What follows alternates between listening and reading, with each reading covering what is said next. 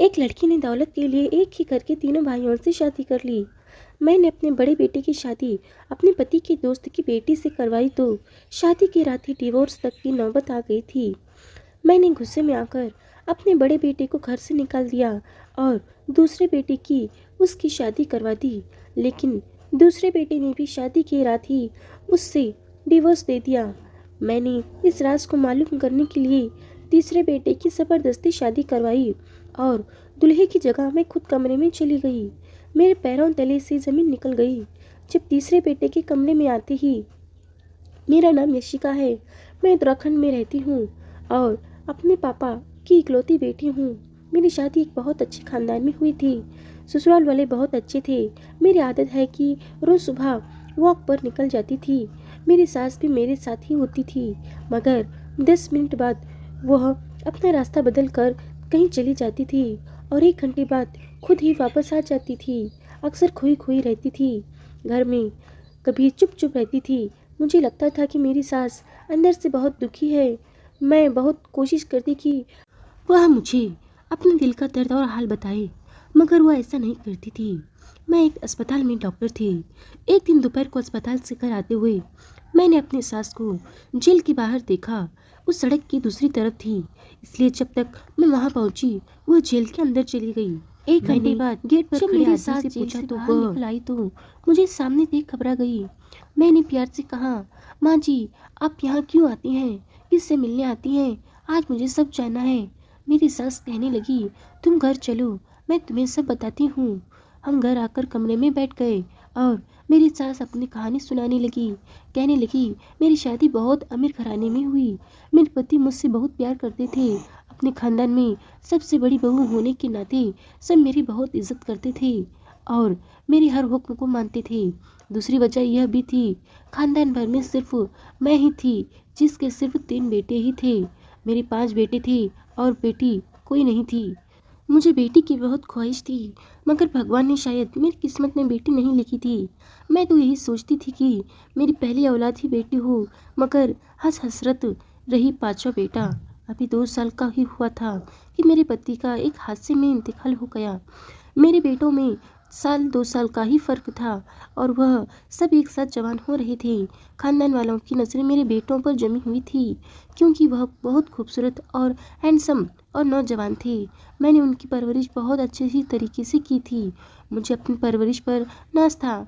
मेरे बड़े बेटे की उम्र अभी 15 साल ही थी जब मेरी नंद ने अपने ससुराल से मेरे बेटे के लिए रिश्ता लाई थी। वह लड़की अभी 12 साल की ही थी और बहुत प्यारी सी थी। मेरी नंद ने मुझे कहा कि लो लड़की, और इनके घर की हालत बहुत ख़राब हो गई है। वह लोग अपनी बेटी की परवरिश नहीं कर सकते हैं, इसलिए उसे आपके पास छोड़ने आई हूँ और मेरे पास भी इतनी गुंजाइश नहीं है कि इस बच्ची को मैं रख सकूँ। आपके पास कोई बेटी नहीं है तो आप इसे रख लीजिए। आज से यह आपकी बेटी हुई। आपको बेटी की ख्वाहिश थी ना, अब आप उसे बेटी बना ली। यशिका मुझे पहले से ही बहुत अच्छी लगती थी। मेरी कोई बेटी तो नहीं थी, पर मैं इसको प्यार करने अपनी हसरत पूरी कर लेती थी। अब तो वह मेरी बेटी ही बनकर हमारे घर आ गई थी।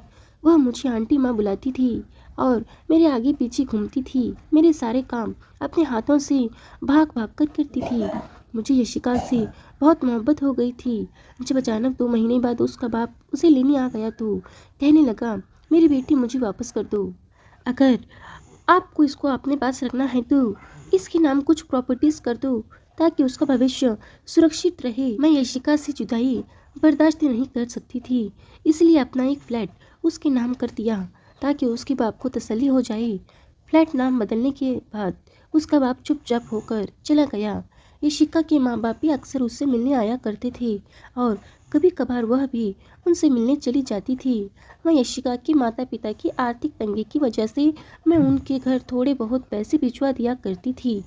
मेरे सारे बेटे भी यशिका को बहुत प्यार करते थे, उसे सगी बहन समझते थे। जब यशिका की शादी की उम्र हुई तो मैंने रिश्ते ढूंढने शुरू कर दिए। यशिका के माता पिता मेरे घर आए और कहने लगे, आप यशिका से इतना प्यार करती हैं, उसे हमेशा के लिए अपने घर में क्यों नहीं रख लेती? मैंने पूछा कैसे, तो कहने लगी, आप उसकी शादी अपने बड़े बेटे से करवा दें, वह हम सबकी नज़र के सामने रहेगी। उसके ख्याल से मैं भी चौंक गई कि हाँ, मैंने तो ऐसा सोचा ही नहीं था। असल में मैंने उसे अपने बेटों की बहन समझा था, लेकिन फिर उसके माता पिता ने मुझे बहुत समझाया कि वह तुम्हारी रिश्तेदार की या तुम्हारी अपनी बेटी थोड़ी ना है। इसीलिए यशिका और जॉनी की शादी में कोई हर्ज नहीं था। इसीलिए मैंने बेटे से बात की तो वह दंग रह गया। कहने लगा कि मम्मी, मैंने यशिका को हमेशा छोटी बहन समझा है, मैं उससे शादी नहीं कर सकता। वह शादी करने के लिए मान नहीं रहा था, मगर मैंने उसको राज़ी कर लिया। बेटी की शादी यशिका से करके मैं बहुत खुश थी। मुझे वह भी था कि अगर बाहर से कोई और बहू लाऊं तो न जाने कैसे निकलेगी। अच्छा है, घर की बात घर में ही रह गई। दोनों को कमरे में छोड़कर मैं अपने कमरे में आ गई। अभी मुझे ज़्यादा देर नहीं हुई थी कि मेरे बेटे के कमरे से चीखने की आवाज़ें आने लगी। मैं घबरा कर बाहर भागी। हे भगवान, रक्षा करी, क्या हो गया? घर में जितने भी मेहमान थे वह सब भी भागे। बेटे के कमरे का दरवाज़ा खुला हुआ था और वह सोफे पर बैठा हुआ था, जबकि मेरी बहू कमरे के बीचों बीच खड़ी रो रही थी। मैंने आगे बढ़कर उसे गले से लगा लिया और पूछा कि क्या हुआ। उसने कोई जवाब नहीं दिया। मेरा बेटा अपनी जगह से उठा और बोला, मम्मी, मैंने इससे तलाक लेनी है। मैं उसकी बात सुनकर बिल्कुल हैरान रह गई। सब मेहमानों के मुंह हैरत से खुल गए कि नवी नवेली दुल्हन को कमरे में आते ही बीवी को तलाक की बातें क्यों करती। मैंने भी गुस्से में आकर बेटे के मुंह पर थप्पड़ मार दिया और कहा कि तुम क्या बकवास कर रही हो, होश में तो हो। कहने लगा, मम्मी, सच कह रहा हूँ, मैं वाकई उससे तलाक लेना चाहता हूँ। मैंने अपने बेटे को फिर से थप्पड़ मारा और चिल्लाते हुए पूछा कि आखिर तुम ऐसा क्यों कर रहे हो। वह कुछ नहीं बोला तो मैंने गुस्से में आकर उसे घर से निकाल दिया और कहा कि आज के बाद तुम मर गए हो हमारे लिए। आइंदा इस घर में दोबारा कदम मत रखना। मेरा बेटा घर से गया, मगर उसने वजह नहीं बताई कि उसने अपने बेबी को तलाक क्यों देनी है। मैंने अपनी बहू से पूछा तो कहने लगी, मुझे नहीं पता। कमरे में आते ही कहने लगी कि मैं तुमसे शादी नहीं करना चाहता, इसीलिए मैं तुम्हें तलाक देना चाहता हूँ। इतना बताकर मेरी बहू फूट फूट कर रोने लगी। सारे मेहमान हम पर थू थू करने लगे। मेरे बेटे ने इतने लोगों के सामने मेरी नाक कटवा दी थी। लोग मेरी परवरिश पर सवाल उठाने लगे। मेरी बहू के माँ बाप भी वहीं थे। वह अपनी बेटी को दूसरे कमरे में ले गई और मैं अपने कमरे में आ गई। मुझे यकीन नहीं आ रहा था कि मेरा इतना काबिल और अच्छा बेटा ऐसा भी कर सकता है, मुझे इतना शर्मिंदा भी करेगा और अपनी बीवी को इस तरह तलाक की बातें करेगा। मुझे वजह जानने की बड़ी जिज्ञासा हो रही थी कि कोई तो वजह होगी। अगले दिन मेरी समधन और समधी ने बहुत हंगामा किया और कहने लगे कि अब हमारी बेटी का भविष्य खराब हो गया है, कोई तलाकशुदा लड़की से शादी क्यों करेगा। आपके बेटे ने मेरी बेटी की ज़िंदगी खराब कर दी। उसके पास तो कोई दौलत या जायदाद भी नहीं है कि कोई उसे दौलत के लालच में शादी कर ली। मैं बहुत शर्मिंदा महसूस कर रही थी कि मेरे बेटे की वजह से आज मुझे यह दिन भी देखना पड़ेगा। मैंने सोचा तो मुझे लगा कि मेरे समधी सही कह रहा था। मैंने बड़े बेटे को घर और ज़िंदगी दोनों से निकाल दिया था, इसीलिए उसके हिस्से की सारी जायदाद अपने बहू के नाम कर दी थी। मेरी बहू मुझसे बहुत मोहब्बत करती थी। मेरी बहू कहने लगी कि मेरी ज़िंदगी में मेरे माँ बाप आप ही हो, मैं आपको छोड़कर कहीं नहीं जाऊंगी। मेरे बेटे ने मेरी बहू को तलाक तो दे दिया था, लेकिन उसके बाद अक्सर मेरी बहू घर से वर्क करने के लिए एक नज़दीक पार्क में चली जाती थी। मैं भी जाने देना चाहती थी कि बेचारी का दिल लगा रहेगा। ऋषिका मुझे दिखाने के लिए खुश रहा करती थी, मगर मैं जानती थी कि वह खुश नहीं है। कभी कभी मुझे उसकी हरकतें बड़ी अजीब लगती थी, मगर मैं यह सोचकर इग्नोर कर दिया करती थी कि शायद हम सदमे की वजह से ऐसा कर रही होगी। वह सारा सारा दिन फ़ोन पर बातें करती थी, कहती मम्मी से बात कर रही हूँ, कभी बहुत परेशान होकर रोने लग जाती। उन्हीं दिनों में सबसे छोटे बेटे का एक एक्सीडेंट हो गया और छोटा बेटा इस दुनिया को हमेशा के लिए छोड़कर चला गया। मेरी तो मानो जैसे कमर ही टूट गई। एक बेटा पता नहीं कहाँ दर बदर भटक रहा था और दूसरा बेटा भी मुझे छोड़कर चला गया था। मेरी बहू ने मेरी बहुत साथ दिया और उसकी वजह से हम दोनों सास बहू का दिल लगा रहता। कुछ दिनों बाद मेरे समधन और समधी आए और कहने लगे, आपने दूसरे बेटे की शादी यशिका से करवा दो, क्योंकि तुम्हें उसकी ज़रूरत है। उसकी बात सुनकर मैं राज़ी हो गई और दूसरे बेटे को बुलाकर कहा तुम्हारी शादी मैं यशिका से करवा रही हूँ। वह यशिका की उम्र का ही था, लेकिन फिर भी वह हिचकिचा रहा था। कहने लगा, भाई ने उसे पता नहीं क्यों तलाक दे दिया है, मैं कैसे उससे शादी कर लूँ। मैंने बेटे को अपनी कसम देकर राजी कर दिया कि मेरा मरा हुआ मुंह देखेगा अगर तूने यशिका से शादी नहीं की तो। वह राजी हो गया और यशिका से शादी कर ली। मेरी बहू ने बेचारी, उसने तो मुझे साफ कह दिया था कि आप मेरी माँ हैं, किसी गरीब से भी शादी करेंगी तो कर लूँगी। उन दोनों की शादी करवाकर मैं बहुत संतोषजनक हो गई कि अब सब ठीक हो जाएगा, लेकिन दिल में कहीं बेचैनी भी लगी हुई थी कि सब ठीक होने का प्रार्थनाएं कर रही थी। अपने कमरे में आई और कुछ ही देर गुजर था कि फिर वही हुआ जिसका डर था। बेटे के कमरे से चीखने की आवाज़ आ रही थी। मैं अपने आप को संभालते हुए भाग कर गई तो वह दृश्य देखकर मैं एक बार पहले भी देख चुकी थी। मेरे उस बेटे ने भी मेरी बहू को शादी की पहली रात तलाक देने की बात कही। मैंने वजह पूछी तो कहने लगा कोई वजह नहीं है और खुद ही घर छोड़कर चला गया। वह मामला मेरी समझ से बाहर था। आखिर ऐसा क्या वजह थी कि मेरी बहू को एक बार फिर तलाक हो गई थी। उस बेचारी का तो घूंघट भी उठाया नहीं गया था। एक बार फिर हमारी बहुत बेइज्जती हुई। लोग कहने लगे इनके घर को नज़र लग गई है, अच्छी खासी माँ की आज्ञाकारी लड़की इस तरह बागी होकर घर छोड़कर चले जाएंगे। इस बार मुझे थोड़ा शक होने लगा था कि कोई तो ऐसी वजह होगी ना कि मेरे दूसरे बेटे ने भी उसे तलाक दे दी। आखिर क्या वजह थी? कसूर किसका था, बेटों का या मेरी बहू का? मैं बिल्कुल चकरा कर रह गई थी। इतनी सीधी बात हरगिज नहीं थी जितनी नजर आ रही थी। मैं पागल होने वाली थी। मेरे दोनों बेटे घर छोड़कर चले गए, एक मर गया और एक बिस्तर पर था। अब बस तीसरे नंबर वाली ही रह गया था। अच्छी बात थी कि मेरी बहू ने इस बार भी अपने माँ बाप के साथ जाने से मना कर दिया, लेकिन मेरे साथ रहते हुए भी वह मेरे पास नहीं होती थी। हर वक्त कमरे से बंद रहती थी। मैं एक दिन बीमार हो गई तो अपने बेटे के साथ डॉक्टर के पास चली गई। वापसी पर मैंने बेटे से कहा भूख लग रही है, कुछ खा लेते हैं। हम दोनों एक रेस्टोरेंट में आ गई। अभी हम दरवाजे पर ही थे कि मैंने अपने बड़े बेटे को देखा। वह किसी लड़की के साथ बैठा हुआ था। उस लड़की की हमारी तरफ पीठ थी, इसलिए मैं उसको देख न सकी। चुपचाप बेटे को लेकर एक कोने में बैठ गई। इतनी देर में मुझे उन दोनों की बातों की आवाज़ तो नहीं आ रही थी, मगर लग रहा था कोई परेशानी वाली बात है। तभी वे दोनों बहस कर रहे थे।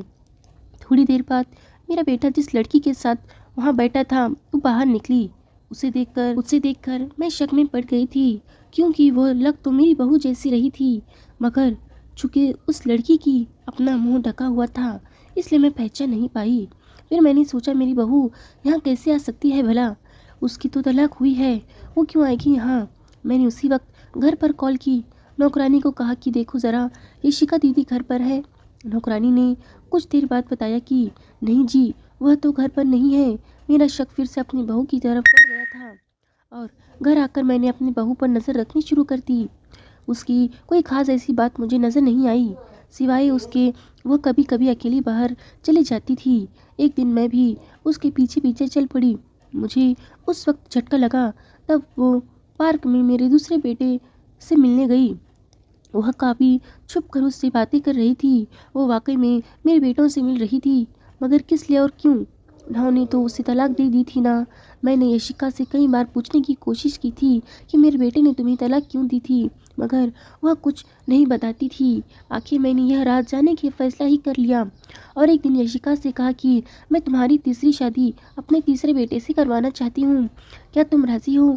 मेरी बहू कहने लगी, आप मेरी माँ हैं, जो चाहे मेरी ज़िंदगी के साथ करें, आपका हक है। मैं उसकी शादी सिर्फ इसीलिए अपने तीसरे बेटे से करवाना चाह रही थी कि राज का पता चल सकूं।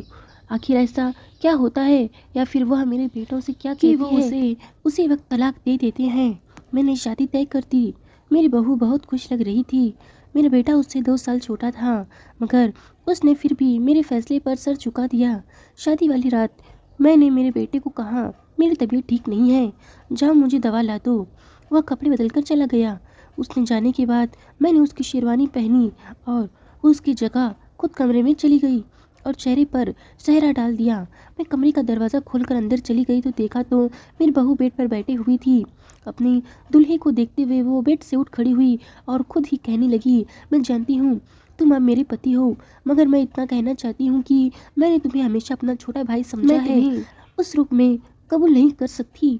तुम्हें याद है मैं और तुम इकट्ठे बचपन में खेला करते थे और मैं तुम्हारा लॉर्ड उठाया करती थी। मैंने तुम्हें भाई का दर्जा दिया है, मैं तुम्हें पति का दर्जा नहीं दे सकती। और तुम्हारी माँ ने मेरी शादी ज़बरदस्ती तुमसे करवा दी और तुम्हारी माँ ने कहा था कि तुम तलाक मांग लेना। वह बस दुनिया के सामने सिर ऊंचा करना चाहती हैं कि उन्हें अपनी बहू से कितना लगाव है। मेरी पहली शादियां भी उन्होंने करवाई और तलाक भी उन्हीं के कहने पर तुम्हारे भाइयों ने मुझे दी थी। आज भी तुम्हारी माँ ने मुझे कमरे से भेजने से पहले ही कहा था कि मेरे बेटे को मेरा संदेश दे देना कि वह तुम्हें तलाक दे दी। इसीलिए मैं चुप करके उसे सुन रही थी। उसने कहा, तुम्हें मेरी बात पर यकीन नहीं आता तो मेरी माँ से पूछ लो। उसने अपनी माँ को फ़ोन किया तो थोड़ी देर बाद मेरी समधन भी कमरे में आ गई और कहने लगी, बेटा यह ठीक कह रही है, उसने हमेशा तुम्हें सगा भाई समझा है। उसने तो तुम्हारी माँ को बहुत मनाया और मना किया था कि शादी ना करो, मगर वह न मानी। मेरी बेटी तुम्हें पति के रूप में बिल्कुल कबूल नहीं कर सकती, यह किसी और की पसंद करती है। तुम उसे तलाक दे दो ताकि उसकी शादी मैं उसी लड़के से करवा दूं। मेरी समधन और मेरी बहू को मालूम नहीं था कि सहरे के पीछे मैं हूँ। यशिका को यही लग रहा था कि मेरा बेटा है और उसका पति है। मेरी सांसें रुक गई। वह किस पराठे से झूठ बोली जा रही थी और मेरी समधन भी मिली हुई थी। वह लोग झूठ बोलकर मेरे बेटों से तलाक ले लेती थी। मेरी बहू जिसे मैंने उसे अपने बेटी से बढ़कर चाहा था और इसमें मेरी समधन भी मिली हुई थी। यह सब देखकर मेरी तो जान निकल गई। मैंने चेहरे से सहरा उतार फेंक दिया। वह दोनों मुझे देखकर घबरा कर कहने लगी, मम्मी आप यहाँ। मेरी समधन मुझे देखकर दंग रह गई थी। उनको उम्मीद नहीं थी कि दूल्हे के रूप में उनके सामने खड़ी होगी। मैंने आगे बढ़कर उसके मुंह पर थप्पड़ मार दिया और चिल्ला कर कहा, खबरदार मुझे मम्मी कहा तो तुम इतनी घटिया निकलोगी। मुझे यकीन नहीं आ रहा था। मेरे बेटे के खिलाफ मुझे भड़काती रही हो। तुम्हारी वजह से मैंने अपने बेटे को घर से निकाल दिया। मैंने चिल्लाकर सबको इकट्ठा किया और सच्चाई बताई। मेरे समधन और समधी को शुरू से ही मेरी दौलत पर नज़र जमाए बैठे थे। जब मेरे पति की मृत्यु हो गई तो उन्होंने प्लान बनाया और अपनी बेटी को मुझे दे दिया ताकि यशिका के जरिए मेरी दौलत पर कब्जा करें। यशिका ने जब मेरे बड़े बेटे से शादी की तो शादी की रात उसे भी यह सब कह रही थी कि तुम्हें हमेशा अपना बड़ा भाई समझती आ रही हूँ, तुम्हारे साथ यह रिश्ता नहीं निभा सकती, मैं किसी और को पसंद करती हूँ, मुझे तलाक दे दो। उसका मकसद था कि एक एक करके मेरे बेटों को घर से निकलवा दी ताकि मेरी दौलत की अकेली मालकिन बन जाए। उसका प्लान कामयाब हुआ और मैंने मेरे बेटों को घर से निकाल दिया। उसने मेरे दूसरे बेटे को भी यूं ही कहकर तलाक ली थी और घर से निकलवा दिया था। बाद में यह सच्ची होने की खातिर उससे मिलती रहती और उनको कहती कि तुम्हारी माँ ने तुमको घर से और जिंदगी दोनों से निकाल दिया है, तुम लोग भी उससे अपना रिश्ता तोड़ लो और कभी घर वापस ना आना। यहाँ तक कि फिर भी वह बर्दाश्त था, मगर उन लोगों ने दौलत की लालच में मेरे छोटे बेटों को जानबूझकर एक्सीडेंट करवाया था कि वह दोनों मर जाएं। यह तो भगवान की कृपा थी कि एक की जिंदगी बच गई। उन तीनों ने मिलकर मेरे हंसते खेलते परिवार को उजाड़ डाला था। मेरी बेटी बेटी कहते जबान नहीं थकती थी और वह इस तरह निकली कि मेरे घर को ही खा कर गई। और यह सब उसे माँ बाप ने सिखाया। आज वे तीनों जेल में ही हैं। मैं कभी कभी जेल में यशिका से मिलने जाती हूँ। आखिर मैंने उसे बेटी समझकर पाला था। उसे देखने का दिल करता है तो चली जाती हूँ। वह मुझसे माफ़ी मांगती है मगर मैं उसे माफ़ तो नहीं कर सकती। वहाँ का रास्ता बदलकर मैं अपने मरे हुए बेटे की आत्मा को शांति के लिए जाती हूँ और वहाँ घंटों प्रे करती हूँ। मेरे दिल को बहुत सुकून मिलता है।